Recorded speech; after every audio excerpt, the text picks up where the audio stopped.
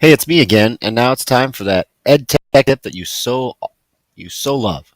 So here we go. I'm bringing to you today Listenwise, and Listenwise was created by a mother of a child who they like to listen to NPR together, and so she decided to somehow use NPR podcasts in the classroom to teach listening comprehension. And since we're talking about literacy at our school, I thought there might be something to this about literacy this way. It gives you the current ones here. They add one a day. You can also go up to lessons and pick your area of study that you would want to do. And so, for example, you can go to social studies and you get all the curated podcasts. And then what you can do after you pick the podcast is you get a podcast player. You get a button that will slow it down if you want to slow it down. And then when you scroll down a little bit, you get listening comprehension questions that so as they listened, they can try to answer these questions about the podcast to keep them being an active listener.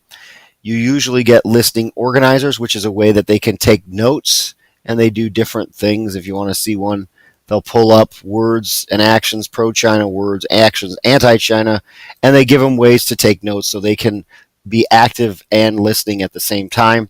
You get down to the bottom and you have discussion questions. You can go over with them after you've listened to the podcast. And then even more is if you have a Socrative account, it has a quiz that you can attach and give them a quiz on it. And this is a freemium type service, which means you can also pay. And if you pay or the school decides to get an account, what happens is then underneath this you get a word by word translation of the audio. I can't remember what it's called off the top of my head. And then it will highlight each word as it's read.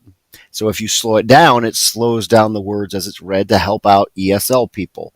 Also included with the student understanding, you get vocabulary exercises, and you also get, it's down here, you get an interactive transcript, you get a listening comprehension quiz, you can get assignments, you can get standards aligned lessons to this to help make it even better, and you get ELL support as well. So it's a very robust product. Even the free version is pretty good. I've used it in a class once. It's really challenging for kids because they're not used to having to be active listeners, and so it challenges them to try to figure this stuff out.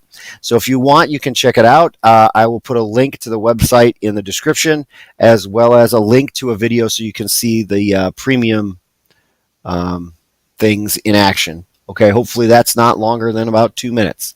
Hey, have a good weekend, and I'll see you Monday. Bye.